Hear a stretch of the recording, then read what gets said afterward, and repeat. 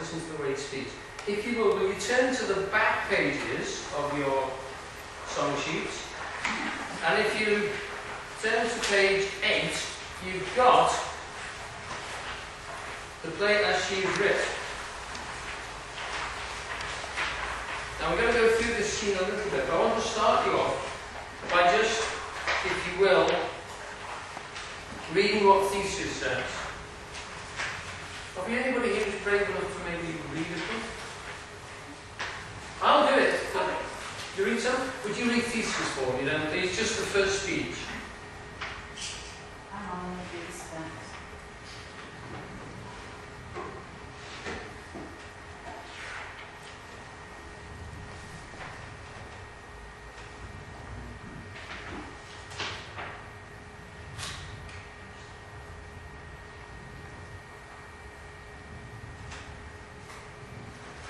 Now, fair Hippolyta, our nuptial hour draws on apace. 4 happy days bring in another moon. But oh, methinks, how slow this old moon wanes. She lingers my desires, like to a stepdame or a dowager, long withering out the young man's revenue. Thank you. Right, so this is the first lines of the play, and Theseus is saying to his fair young fiancée, the wedding's on its way. But he is actually, he's impatient. He's saying that as an older man, he's getting on. He doesn't think, he thinks that I've only got a limited amount of life left in me. And to wait and to waste 4 days is irritating, but I'm going to do it. So he's telling us that he is in charge of his desires. He is controlling himself, and he is actually going to wait and do the right ceremonial thing. This is a good Christian king. Okay? Now, Hippolyta responds, 4 days will quickly steep themselves in night. 4 nights will quickly dream away the time. And then the moon, like to a silver bow. Now, I could wax lyrical about this, so I'm going to wax a little bit lyrical. The first part refers to the fact that Theseus is actually like a stepdame. He's like a young girl watching his inheritance dribble away while he waits for time to come to him. And Hippolyta then immediately bounces back and says, no, you're not seeing it right, because those 4 days will steep themselves in night, and those nights will quickly dream away the time. That the actual waiting is important. The other thing that they're doing is he's talking about the consciousness of the daytime, she's talking about the nighttime. He's talking about what the world sees, and she's talking about the unconscious levels that are going on inside people. So she's immediately bringing it back. She's giving him the womanly viewpoint on what's going on. Now there's a lot of talk about this, that it's generally thought that Shakespeare wrote this play for a wedding. There was a very big wedding at a place called Eltham just outside of Birmingham. So big that they actually built lakes, they put boats on the lakes, they had a big pageant. It took 6 days of feasting. It took 3 months to build the set for the wedding, and it's considered that this play was written for that particular thing. We don't know for sure, but some of the references he makes to it are geographically and climatically. In other words, the weather he described was very similar to the one which was run up to the wedding. The fact that Theseus is an older man, the wedding was about an older man and a young woman. So there's lots of things to suggest that it was particularly that case. The next thing is magical though, because what Hippolyta does is she refers to something which is it's a classical reference which a few of these people would have got to. She says 4 nights will, then the moon like to a silver bow. Now this is where we know he's taking the words right out of Ovid, because Ovid uses exactly the same words. And he said, the silver bow, if you know what you're talking about, the silver bow refers to a story where Hephaestus was making a silver bow for Artemis, the huntress. Artemis is the Diana in the Roman, in Greek she's Artemis. The bow is being made for her, she's the huntress. She's the one in charge of hounds. She never marries. She looks after women, and she's a powerful goddess. While the bow is being made, Orion comes along and says, that's a beautiful bow, I'm going to have that. Artemis kills him for the bow. It's her bow.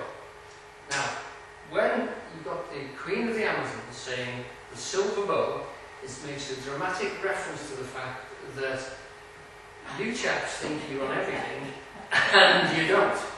And the important thing here is terms of time, because Orion, the star constellation, he's only fixed up there, by the way, because he got trapped by Artemis. That's why he didn't die. Well, he did die, but to bring him back to life, we'll put him in the stars, so you'll always see him there.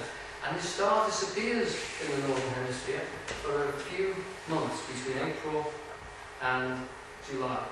And during that time, it's Midsummer Madness. In other words, the hunter is not there, so the huntress is in charge. So she's making a very clever little reference there to the fact that what you think is going to happen isn't really what happens, and what consciousness and what deliberate lawmakers say is going to happen doesn't actually happen, because you're not going to be in complete charge of everything, and you aren't. So he thinks he is, but she's just reminding him very subtly that other things are going on. So Theseus then says, go for a start. You stare at Athenian youth. One of the things that Shakespeare will refer to constantly in all his plays is that his words, or words of poets, are magic. They change the way you feel about things. He's going to change the way we feel about things, hopefully with his play. That's why he's writing it. And he's quite prepared for Philostratus to go out and get the Athenians excited. You know, they're a bit worried about this fact. I brought this woman back, I'm going to marry her. Go out and make them happy. Cheer them up, you know. They're not doing very well. Okay? They look like they're going to a funeral and we want a wedding. He turns back to her. Could you do again, Theseus, please, just from the Hippolyta part? Hippolyta, I wooed thee with my sword, and one thy love doing the injuries. But I will wed thee in another key, with pomp, with triumph, and with revelry. Okay, so this is his promise.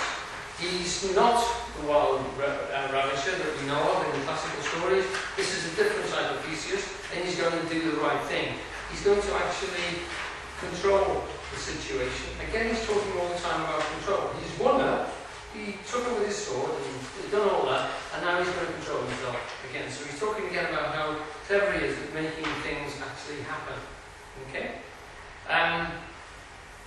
And then immediately we're into this. Now that's the introduction, that's the framing part. You often miss it in the play, but that's giving you what the whole play is about. Men and women, contentious. Not literally enemies, but contentious. There's something which has got to be sorted out, and that's what the play is all about. How it's going to be done, immediately into the play. Aegeus walks into the situation, an older man, again older than Theseus, or it is usually played as that, and right into the situation. Thanks to Aegeus, what's the news with thee? Full of vexation come I, with complaints against my child Hermia. It's the old boy meets girl story, dad stops them from getting together. Now, we're going to get this play, this particular thing played out. This is the standard pantomime story, which is played out right through Greece and Rome in what is called comedy. Remember, as you know, comedy in the ancient classical world didn't mean to say it was funny, it meant that nobody died.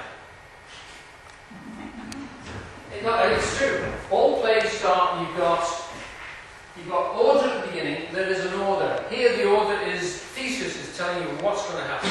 Athens is a very ordered place. We've just beaten the Amazons, we've beaten these guys, the Spartans, everything's sorted out, the Spartans are here, the Thebans are, we're okay. There's order. Order's happening here. Not quite. Things are happy in the relationship department in Athens. So we're going to move into a situation of chaos in the middle. All sorts of things happen. Puck enters the situation, the lord of misrule. Things are going to go wrong. And then we get back to order again. That's the story of comedy and tragedy. In tragedy, there is a downward spiral and someone is destroyed, burnt or beaten up by the whole process and usually die. I think in most of the definitions in tragedy, they have to die. In comedy, they don't. Everybody's brought back together again. But it isn't meant to be funny in that sense, it's meant to be positive. So